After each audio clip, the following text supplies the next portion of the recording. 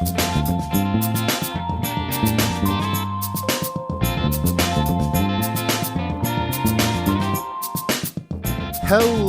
and welcome to another episode of the Break My Game podcast, where we dive into the world of playtesting and game design.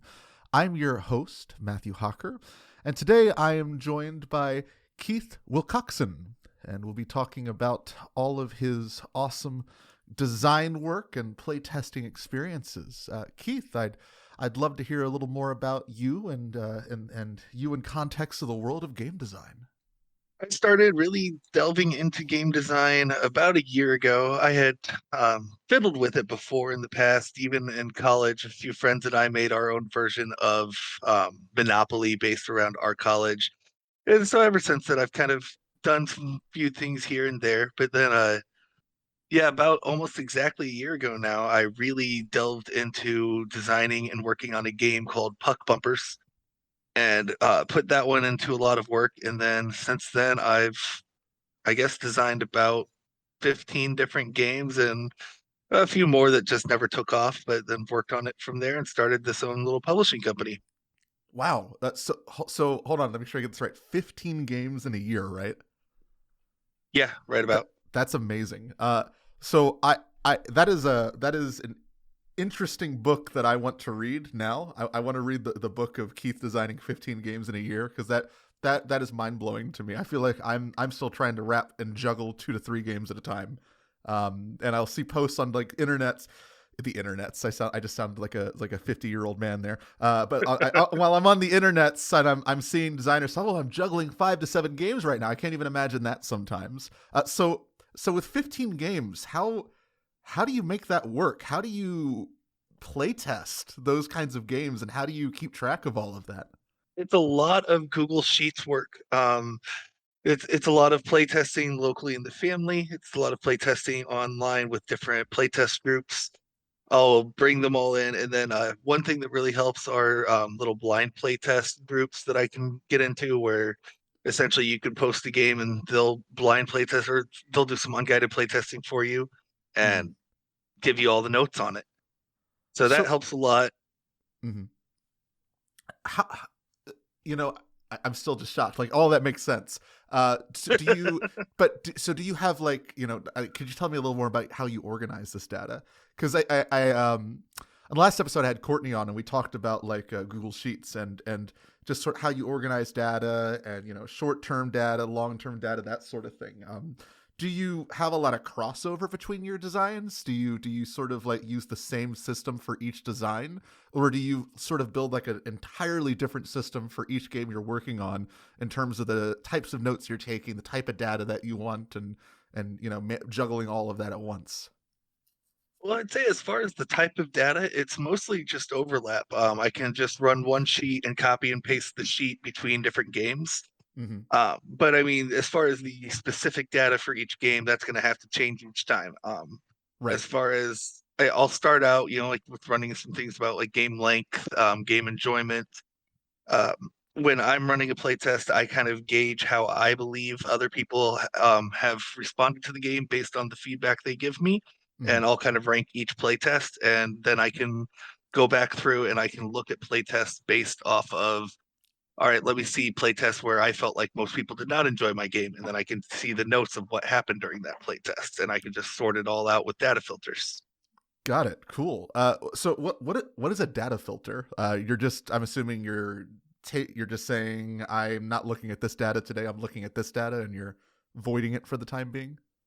That's exactly it. So data filter, you put it across the top row of like an Excel or Google sheet, and I could say, so as long as I use the same kind of information all the way through that row, that column, I can filter out that column. So if I've got, let's rank these all on from 1 to 10. I can then click it and say, all right, show me everything that's a 5, 6, or 7, and it'll Mm-hmm. just will click them and it'll just show only those rows. Keith, I want you to organize my life. I want to invite you over to just organize all the different things I have going on so I can filter out nonsense that I don't want to deal with. I barely make it through organizing my own life. I don't know Oh, how I do with another person's. oh my gosh. Wow. So that all sounds awesome. And it's really cool that in a year you have developed a system for this, and it sounds like it's working wonderfully. What so having gone through this process and you've built this system and you've done all these things, what for someone just entering into the world of playtesting and they're maybe working, they have a lot of ideas and all this kind of stuff, what are some of the big idea thoughts you have on keeping all of that organized and like the important things that people should do as they're kind of stepping into this world in terms of organizing their playtesting data?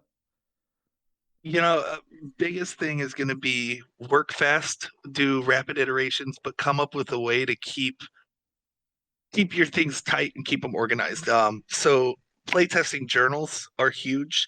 Back when I got into this, I didn't have any of this organization set up, and it shows. Like if I were to look back at how I've organized everything for Puck Bumpers, the first game I designed, Mm-hmm. it is a mess. It is. I still want to go through and kind of redesign some of the artwork on there, but every time I open that folder, it just makes me want to cry.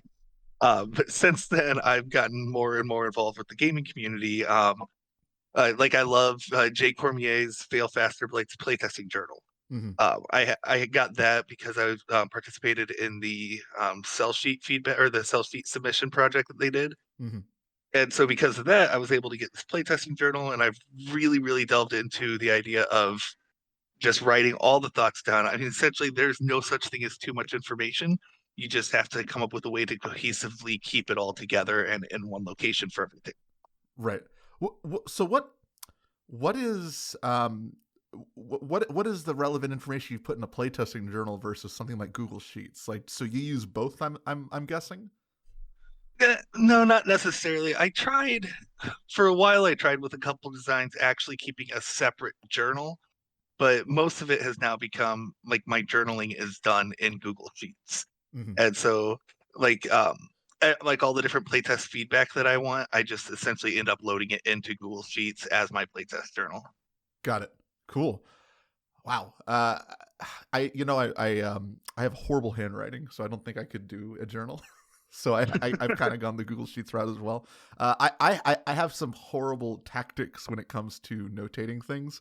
Usually when I do any type of playtest online these days, I open up Notepad. And if I'm looking at my computer right now, I have like 8 different notepads open with various notes that I don't even know what the context is anymore. So let that be a lesson to folks to do what Keith does and not what I do. You know, I'd like to say that that's true, but that's pretty much what I do. When I'm playtesting, I have a different notepad up for each different playtest. So if I'm playing like 4 games during one playtest session, Hmm. I'll have 4 different notepads up. And then at the end of that session, I'll make any notes that were for my games and I'll actually put them in. So there's a little bit of wrap up work just because it's almost too impossible to keep everything organized in note taking while you're doing a playtest. There's just too much going on, and I don't even want to have to think about how to organize it while I'm writing it down. Right.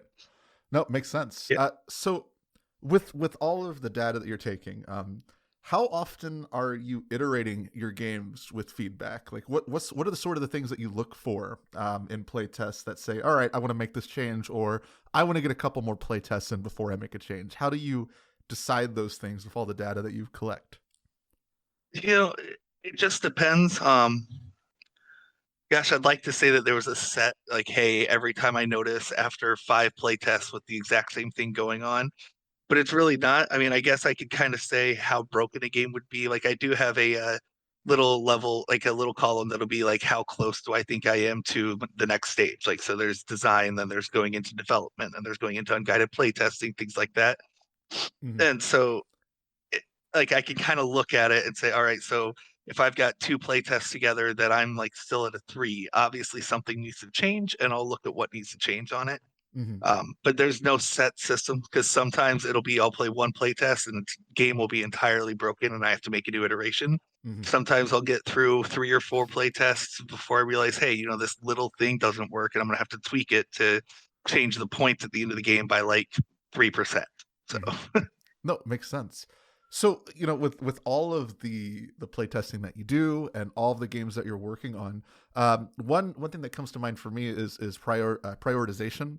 How do you prioritize your games and what you playtest and what you work on? Like, what's your system for deciding I want to work on this game today, or I want to work on this game today, or like, how do you organize that?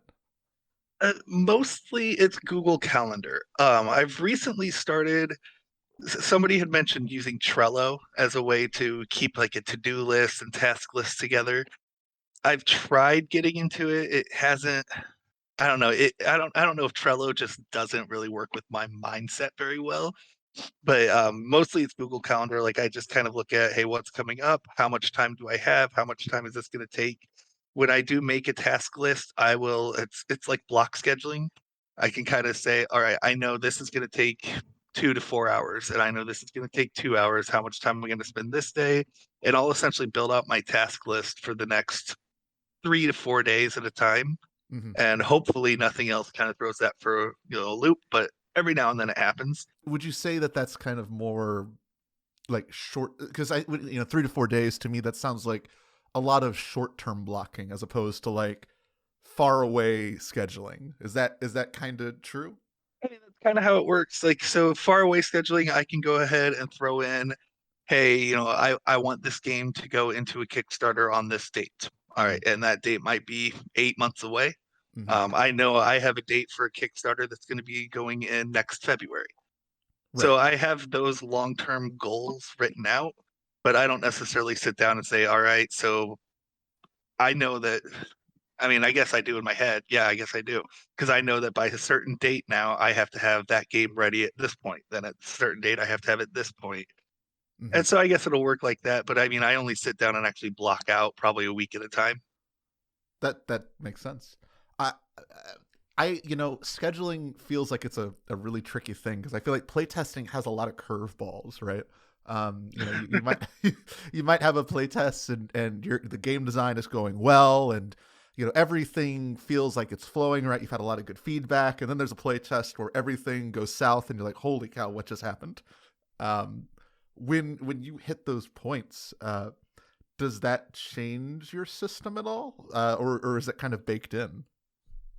It depends. So if I've already announced a date, which is also why I don't announce dates until usually closer to a date. Mm-hmm. But if I've already announced a date, like say I've said, hey, this is going to launch on Kickstarter, I can't change my scheduling too much there because I don't like to. I feel like you get wishy washy, and then people start to disrespect you as a company. If I were to be like, "Hey, I'm going to do this on this date," and then that date comes around, I'm like, "Oh, never mind. I'm actually going to do it here." So I Mm-hmm. try not to do that when I can. But so basically, it's just if that happens, then I'll change my scheduling around and really focus on that game. Like I might have had that game supposed to take up maybe 40% of my time that week. Mm-hmm. But if I just have it fall apart completely, that game might end up being 80% of my time that week. Got it. Makes sense. Uh, so I know you've mentioned a couple times now. So you are a self publisher. You go through the Kickstarter circuit, which is good luck. I know that circuit well. It is a journey. How does that impact the type of feedback that you're looking for, and how you conduct playtests? One of the interesting things about it is that with playtesting, we deal with a lot of hobbyists. We have mostly designers that we're playtesting with, but even when we do get playtesters that aren't designers themselves, we get people that are used to really playing these games all the time and getting into the hobby board games. And with Kickstarter, that's the type of group that we're really hitting a lot. Your average person that's buying a game off the shelf at Walmart or Kmart doesn't even exist anymore. Man, I'm old. The average person who's buying a game off the shelf is not going to go on Kickstarter and buy a game. Now, they might be pushed to if they know who you are or if they follow a certain thing, like if it's IP that they like. So I guess that kind of helps with playtesting right now because since I'm focusing on a hobbyist market, I can Mm-hmm. focus on hobbyist feedback. Mm-hmm. Um, I luckily have not really had to take too much mass market idea into my feedback generation. So like when I'm looking at feedback, I don't have to. I obviously want to hit mass market eventually, Mm. but like right now I'm focusing on hobbyist, and that's definitely changed because of the fact that I'm going the Kickstarter route. So what do you mean by that's definitely changed? Like as in your audience has kind of determined the type of games that you put together. Yeah, I mean, because you'll design a game specifically for the audience that you're looking at, and so Mm-hmm. and there's definitely a difference if I'm designing a game for mass market or designing a game for hobbyists. Mm-hmm. So I mean, I guess that would be the major part of it. Like Kickstarter does have more hobbyists, so Right. when I look at working a game, when I look at playtesting and taking my notes from playtests, I can I'm trying to think of a good way to come up with a wording on it. I can sit there and focus on feedback that's designed that a hobbyist might have a little bit easier time with than Mm-hmm. somebody mass market picking it up off the shelf. Got it. Cool. What is the so what are some things that hobbyists look for in games? Based on your experience and are how do you playtest those specifically? Like how do you playtest toward an That's a wonderful question. Um, I'm not entirely certain on it, but I would guess so Me with neither, by the hobbyists, way. right? Once somebody comes up with a 100% fail-proof system, then that person's gonna make a ton of money. Mm-hmm. So with hobbyists, I mean, I guess the nice part is that most of the feedback I'm getting is going to be feedback that I'm going to hit from the hobbyists. Since playtesters and designers are the ones that are used to playing games and hobbyists are used to playing games, if I have somebody that says, hey, this feels like this from another game, or like it kind of helps with designing, knowing that they're going to understand how the game works in an underlying condition. I noticed hobbyists really like nice artwork, so that takes effect into things. They like a game to look well. They like it to flow a certain way. Um, Little things like so hobbyists are just used to playing games, so there might be something where your flow of a game might be from spending something to using something and you just go left to right, but those also blend into mass market as well. So like everybody's used to doing one thing a certain way, you just kind of work that into your game design and work that into the play testing. As you get the feedback from someone, you're just assuming that this is the same kind of feedback you're going to get from a hobbyist. Hmm. Interesting. So there's more or less. I think my take here is that there's a reality that we have to look at other games and what they do and take from those to an extent because there always needs to be a through line. Um, I imagine with mass market and maybe even hobbyists too to an extent. If you're making a game about deck building and you have a bunch of dice, it doesn't work. You have to have probably some kind of card and because it's familiar and if it has some sort of foundational aspect similar to another game, it's easier for players to translate that previous experience into the one that you're trying to create. And so I guess I wonder, like, when you're bringing those other experiences to the table, when you look at other games, you say, okay, I know my audience likes that game. I know they like this part of that game. Uh, how do you work that into your game? Like, how do you draw influence from things, and how do you playtest that? Are you like, did this remind you of such and such game, or do you mention that up front to see if they agree or disagree? I've never mentioned it up front. Like if I were to say, all right, so I really like an engine building system that somebody uses. Like I like a certain different way to like reclaim cards or anything like that. Mm-hmm. I would never try to be like, hey guys, I want to I wanted to give something that feels kind of like this. Now I Right. will take notes if somebody says, hey, this feels extremely similar to this game or something. Extremely similar. Those are some words I'll look for. Like that to me sounds like okay, it's too much like it. Mm-hmm. Let's make some tweaks and kind of see what we can do here because I don't mind being compared to other games. I just don't want to feel like I took something from another game, if that makes sense. Mm-hmm. Yeah. But I mean, we're we're gaming. It's like gaming and video and making like a movie or anything. There's always influence that's pulled from other places. Um, there's over like what 4,000 games made annually that are published. I think now some wild number like that. Where Oh, that's it. I would I, have thought more like 20. No. yeah, I'm, I honestly like the number of games is staggering. It just seems to go up each year, which is awesome. But you just have so much coming to the table, and I suspect a lot of folks have very similar influences when they enter the industry at like the same time. And so I feel like there's probably going to be overlap whether we want it or not. And I guess there's good overlap and maybe bad overlap. Like if your game's the exact same, people will be like, oh no, this is just that. And you're like, no. But good overlap is this reminds me of this, and I like that. It seems like there's a Right. very fine line there to get right. Uh, so with playtesting elements like how to put this, so like you have the visual design that you're working on, you have all these other aspects as a self-publisher, because one of the things you brought up a moment ago was art. and Yep. and how do you playtest art, like illustrations and things like that? How do you get that right? Man, that's a tough one to do.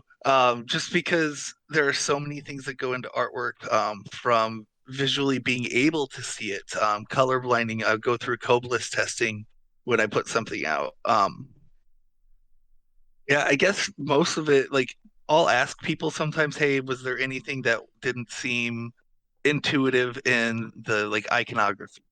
Mm-hmm. With artwork, there are definitely times where I come up with artwork and I think, hey, this looks great. And then one playtester can throw something out, where they had a huge problem with artwork for a specific reason, like maybe it offended them. Okay, well, then if it offended a playtester, then I'm going to have to redo that artwork. Things like that. Mm-hmm. So there's just so much. It's mostly getting feedback from players. With art, interestingly enough, I don't usually ask a ton of questions about the art itself because it ends up being one of the first things that people will talk about. Right. Um, it just that's how it works with playtesters. They like to talk about what they see, and Mm-hmm. so it's easier for a playtester to talk about artwork and how something looks than it is for them to talk about how something plays. Mm-hmm. Um, I think that's the first time I've ever actually said that out loud or actually made that determination, but it makes sense because I get a ton of artwork feedback without ever having to ask for artwork feedback. Mm-hmm. And I think that does make a lot of sense. I've noticed in my experience as well, when you have a bunch of folks sitting down, the focus areas tend to be the areas that are most readily understood, or areas that are very visually like alluring, like that, like they draw your attention. And so I feel like there's always this sort of more clarity and feedback toward those areas, or more focus toward those areas. Um, so that's pretty neat to know. That's a good thought. I feel like in each of these episodes, there's been like a revelation that has come up at some point, and or like a masterful quote. And I think we just had ours. So thank you, Keith. No problem. It makes a lot of sense to actually think of it like that. But yeah, I mean, you're definitely the talker. That's why you do the podcasting and I do the design work. What? So with visual elements in general, and playtesting them and bringing them all to the table, and referencing other games and all these different things, it's a lot of different angles. And I know in a playtest you only have so many opportunities for questions. One of the things that you brought up is like you don't really ask about some of those elements; you just let folks say it. Um, I think it's really interesting because like there seems to be a massive difference between the world of playtesting and the world of pitching, right? And this is something that I was just thinking of while we've kind of talked about these couple things. Like in the world of pitching, you're going to talk actively about your visual elements before you showcase the game. You're going to talk actively about what games it might be similar to, because it helps set the expectations for the audience. And when I'm talking about pitching, I mean like to a general audience, to at a convention, or even to publishers. A lot of that seems to work its way in. Um, when do you when you're play testing? Because this is the other thing I was thinking of too. Is like a lot of the times for me, I feel like I'm always working on a pitch when I'm doing a play testing, especially as a self publisher. You're trying to figure out what works, what doesn't. So my question to you is there a point where you change gears and say, I'm going to take the information other players have given to me from previous playtests and now present it and see what this playtesting group thinks, because I'm trying to figure out how to market this, or I'm trying to figure out what to say about it. Like, is there a flip there at all, or do you pretty much make that determination separately outside of playtesting? When you say it like that and you make it seem like the next logical step in that progression, I would say that there should be a flip, but there's not at this time. Got it. Right now, it's just kind of like an outward determination. And then I spend quite a bit of time trying to wrap my head into how to pitch something that I've been developing for so long. Mm-hmm. But what you're saying makes even more sense. Like that, I should try that out and try to use some playtests to actually help me kind of come up with a way to pitch it. I mean, I don't know. It's tough. Like so, there's when I I've play tested so many different games now, and a lot of the time when I'm hearing about a game, I feel like I'm listening to a pitch sometimes, because especially in real life, online playtesting feels like a different world. But I know that when I used to go to conventions, um, there would be hundreds of people and in a crowded room, and someone walks up to your table, and you have 5 seconds to convince them to sit down and play your game. And then, even during the playtest explanation, sometimes people will be like, this doesn't interest me, and they'll walk away. Online is a lot different. I don't think those experiences are necessarily as common. Usually folks are like, all right, well, I'm here. I'm going to play this. And you don't really have to pitch them. People are kind of thrown at you, and you're thrown at people, and vice versa. Um, and so I guess that's just something that has come to mind a lot over the last year, is that I feel like I haven't had to pitch as much. So I guess in terms of online interactions, like in terms of the playtesting table, it feels like I don't have to bring that to the table necessarily. I feel like I can just go, here's the game, we're playing it, and that's it. And then I can worry about the pitch stuff later. So I think that I don't know how it would work out online. Do you find as a self-publisher that you're finding other ways to market yourself during a playtest, or do you tend to leave all that to the side entirely? I'm always marketing. No matter what, I mean, I've designed a table in Tabletop Simulator that has my branding on it. I generally, once I have an idea for a game that I'm definitely going to end up publishing, I'll throw in a sign up sheet on there with the tablet into Tabletop Simulator so that when people come in and play my game, they've got something right there that shows the tablet. It shows they can sign up. And even if they don't want to sign up, they now see a tablet and they can see brainsandbrawngaming.com right there. See, there's a plug, always marketing. Uh, We'll get to plugs at the end of the episode, Keith.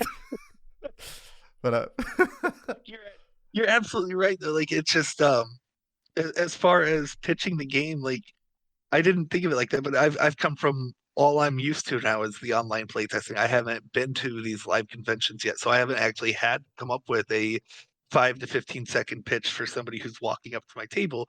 And it mm, shows. If you ever sit there when we're introducing our games and break my game, I'm like, hey, here's my game. This is the premise. Let's mhm, play. right, And it's not until I'm pretty far into development right now where I actually have to sit down and come up with a pitch. And even then, it's writing it because I'm coming up with a pitch for the website or for BGG or for like Kickstarter, and it's a lot easier to write something out than it is just talk about something. right. Uh, how much does the fact that you're kind of marketing this game actively or these games actively influence how you conduct playtests? Do you feel that the way you conduct playtests as a self-publisher is different from someone who is submitting games to a publisher? And what are maybe some of the pros and cons of that? I mean, I think it could be one of the things that I really try to do, which it's funny because when you talk to playtest communities, they go against this advice, but I really try to have something that looks good every time I playtest. Mm-hmm. Even if it's just like some random stock art that I found online, I'll throw together something that actually looks appealing Right. because part of it is for me, like with my branding, I don't want it to be associated with something that's like just completely ugly. Now there have been times where I've brought in games that like I was like, hey, this is day 2 of development, and I've got nothing but blank white cards with text on them. Right. But I find that I end up getting better feedback in general when the artwork is kind of in the same vein of what I'm going for in the long run. So Mm-hmm. that's just kind of how I go, and that's part of the branding thing, part of the marketing thing. When people are just used to, hey, this is how the games are going to look. That's kind of what they get used to. Right. So just to clarify, what do you consider to be better feedback?